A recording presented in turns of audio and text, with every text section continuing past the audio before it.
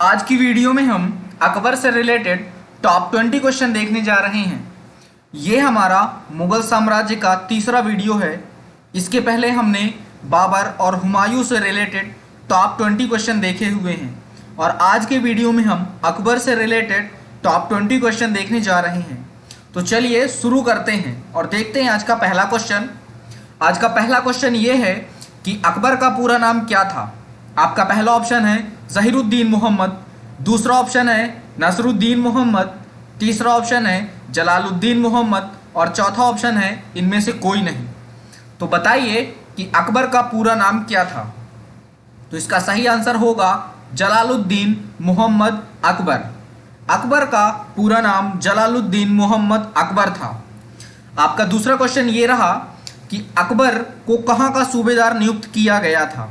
आपका पहला ऑप्शन है काबुल का, दूसरा ऑप्शन है मगध का, तीसरा ऑप्शन है चौसा का, चौथा ऑप्शन है गजनी का। तो बताइए कि अकबर को कहाँ का सूबेदार नियुक्त किया गया था। इसका सही आंसर होगा गजनी का। अकबर को गजनी का सूबेदार नियुक्त किया गया था। आपका तीसरा क्वेश्चन ये है कि पानीपत का दूसरा युद्ध कब लड़ा गया।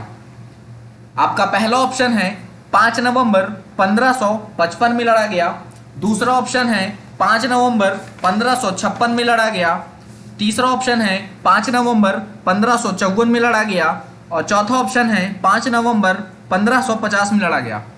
तो बताइए कि पानीपत का दूसरा युद्ध कब लड़ा गया। इसका सही आंसर है 5 नवंबर 1556 में दूसरा युद्ध लड़ा गया। बात करें कि पानीपत का प्रथम युद्ध कब लड़ा गया था, तो वो बाबर के समय में लड़ा गया था और बाबर ने इब्राहिम लोदी के साथ पानीपत का प्रथम युद्ध किया था जो कि 1526 में किया था। तो पानीपत का प्रथम युद्ध 1526 में बाबर और इब्राहिम लोदी के बीच हुआ था और पानीपत का दूसरा युद्ध 5 नवंबर 1556 में हुआ था। और किसके बीच हुआ था ये हम अगले वाले क्वेश्चन में देखेंगे। तो बताइए कि पानीपत का दूसरा युद्ध किसके बीच लड़ा गया था। आपका ऑप्शन है हेमू और अकबर के बीच, दूसरा ऑप्शन है अकबर और बैरम खां के बीच, तीसरा ऑप्शन है बैरम खां और हेमू के बीच, चौथा ऑप्शन है कि इसमें कोई नहीं। तो बताइए कि पानीपत का दूसरा युद्ध कब लड़ा गया था। तो इसका आंसर है बैरम खां और हेमू के बीच। बैरम खां और हेमू के बीच पानीपत का दूसरा युद्ध हुआ था। आपका अगला क्वेश्चन है कि बैरम खां के बेटे का नाम क्या था। आपका पहला ऑप्शन है कि अली अफजल, दूसरा ऑप्शन है कामरान, तीसरा ऑप्शन है अबुल फजल और चौथा ऑप्शन है अब्दुल रहीम। तो बताइए कि बैरम खां के बेटे का नाम क्या था। तो इसका सही आंसर होगा अब्दुल रहीम। अब्दुल रहीम खाने खाना के नाम से जिन्हें हम जानते हैं वो बैरम खां के बेटे थे। आपका अगला क्वेश्चन ये है कि बाबरनामा को कितनी भाषाओं में लिखा गया था। आपका पहला ऑप्शन है 1, दूसरा ऑप्शन है 2, तीसरा ऑप्शन है 3 और चौथा ऑप्शन है 4। तो बताइए कि बाबरनामा को कितनी भाषाओं में लिखा गया था। इसका सही आंसर होगा 2। बाबरनामा सबसे पहले तुर्की भाषा में लिखा गया और उसके बाद फारसी भाषा में उसे ट्रांसलेट किया गया था। तुर्की भाषा में भी उसे बदल के लिखा गया था। आपका अगला क्वेश्चन ये रहा कि अब्दुल रहीम ने बाबरनामा को तुर्की भाषा से किस भाषा में लिखा है। आपका पहला ऑप्शन है उर्दू, दूसरी ऑप्शन है फारसी, तीसरा ऑप्शन है हिंदी और चौथा ऑप्शन है मंगोलियन। तो बताइए कि अब्दुल रहीम ने बाबरनामा को तुर्की भाषा से कौन सी दूसरी भाषा में लिखा था। तो इसका सही आंसर होगा फारसी। जैसा कि मैंने अभी बताया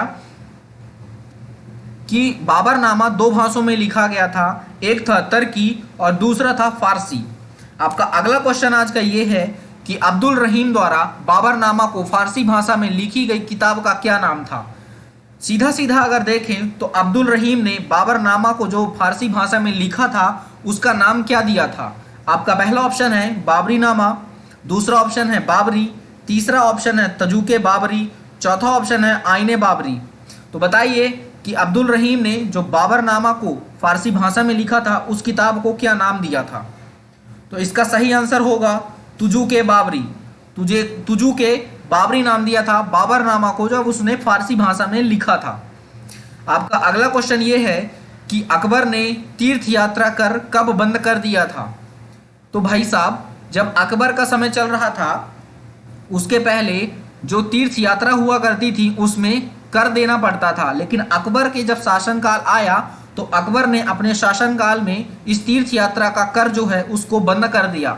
अब आपको ये बताना है कि ये तीर्थ यात्रा कर अकबर ने कब बंद की थी। तो आपका पहला ऑप्शन है 1561, आपका दूसरा ऑप्शन है 1563, आपका तीसरा ऑप्शन है 1560 और आपका चौथा ऑप्शन है 1562।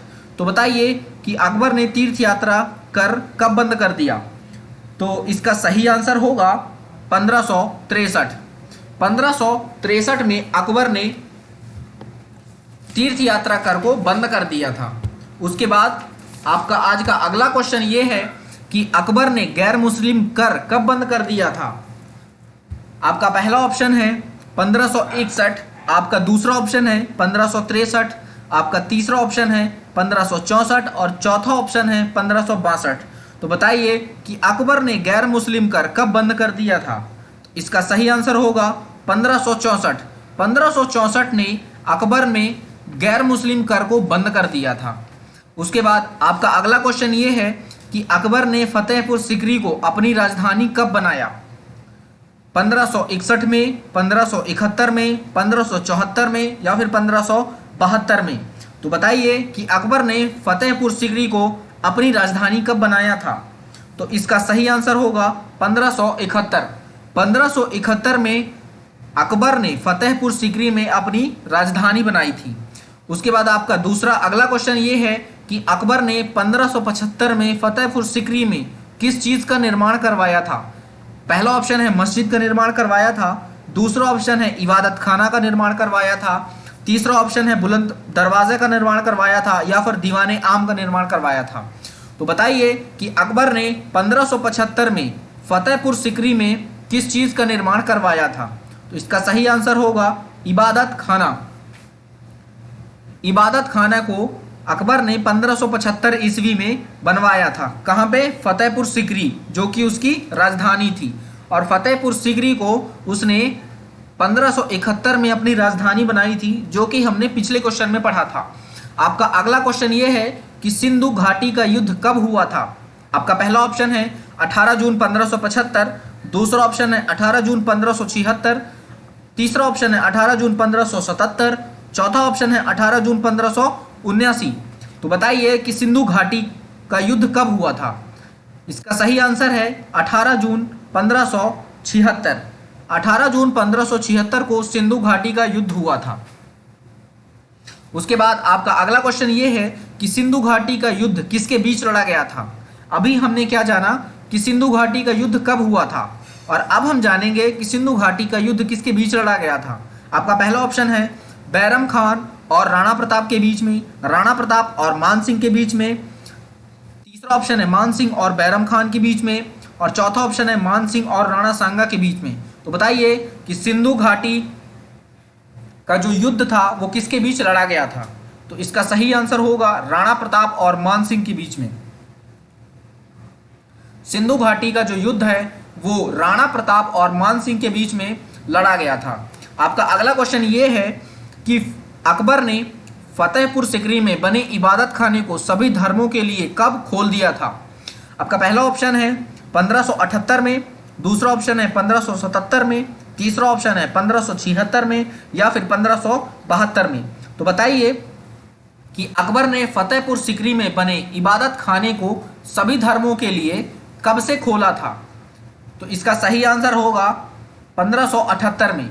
1578 में अकबर ने फतेहपुर सिकरी में जो उसने इबादत खाना बनवाया था उसको सभी धर्मों के लिए खोल दिया था।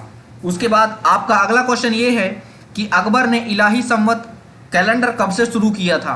1581 में, 1582 में, 1585 में या फिर 1583 में। तो बताइए कि अकबर ने इलाही संवत कैलेंडर कब से शुरू किया था। तो इसका सही आंसर होगा 1583 में। 1583 ने अकबर ने इलाही संवत कैलेंडर शुरू किया था। उसके बाद आपका अगला क्वेश्चन आज का ये है कि अकबर ने दीन ए इलाही धर्म की स्थापना कब की थी। पहला ऑप्शन है 1581, दूसरा ऑप्शन है 1582, तीसरा ऑप्शन है 1585 और चौथा ऑप्शन है 1583। बताइए कि अकबर ने दीन ए इलाही धर्म की स्थापना कब की थी? तो इसका सही आंसर होगा 1582।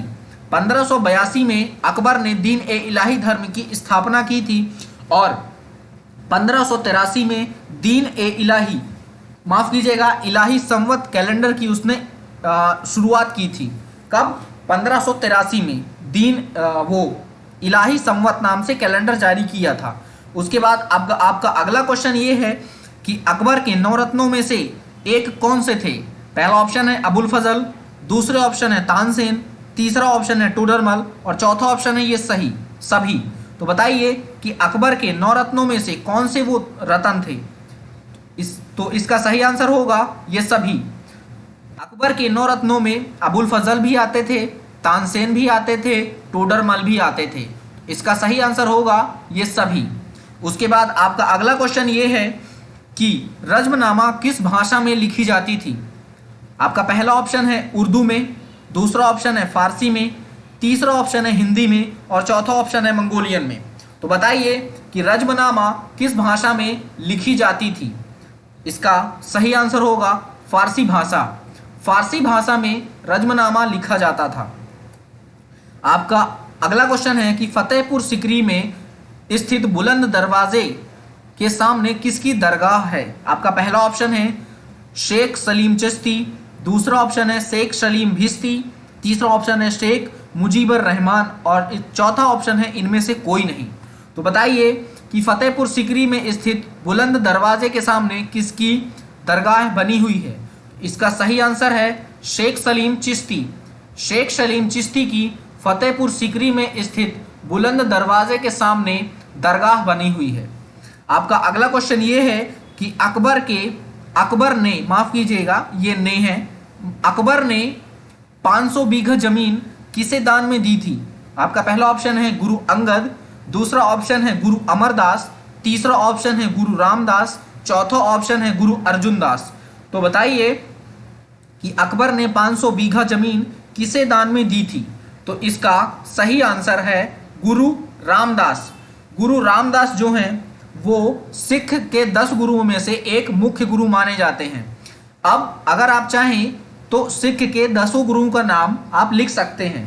जैसे कि सिख धर्म की जो स्थापना है वो करते हैं गुरु नानक देव, तो इनके पहले गुरु हो गए गुरु नानक देव, दूसरे होते हैं गुरु अंगद, उसके बाद होते हैं गुरु अमरदास, उसके बाद चौथे गुरु होते हैं गुरु रामदास, पांचवें गुरु होते हैं गुरु अर्जुन देव और छठवें गुरु होते हैं गुरु हरगोविंद, सातवें गुरु होते हैं गुरु हर राय, आठवें गुरु होते हैं गुरु हर किशन और नौवें गुरु होते हैं गुरु तेग बहादुर और 10वें गुरु होते हैं गुरु गोविंद।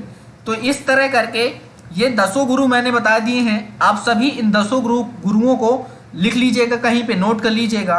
ये कई बार क्वेश्चंस में पूछा गया है। आज का आपका आखिरी सवाल ये है कि अकबर की मृत्यु कहाँ हुई थी? आपका पहला ऑप्शन है आगरा, दूसरा ऑप्शन है दिल्ली, तीसरा ऑप्शन है काबुल और चौथा ऑप्शन है कलानौर। तो इसका सही आंसर होगा आगरा। आगरा में अकबर की मृत्यु हुई थी। और वहीं अगर पूछा जाए कि अकबर का जन्म कहाँ हुआ था, तो अकबर का जन्म हुआ था कलानौर में। कलानौर एक जगह है जहाँ पे अकबर का जन्म हुआ था। तो आज के लिए फिलहाल इतना ही। अपना ख्याल रखें, बड़ों का सम्मान करें, छोटों को प्यार दें और अपने व्यक्तित्व इस प्रकार से विकसित करें ताकि महिलाएं आपके साथ सुरक्षित महसूस करें। Thank you so much.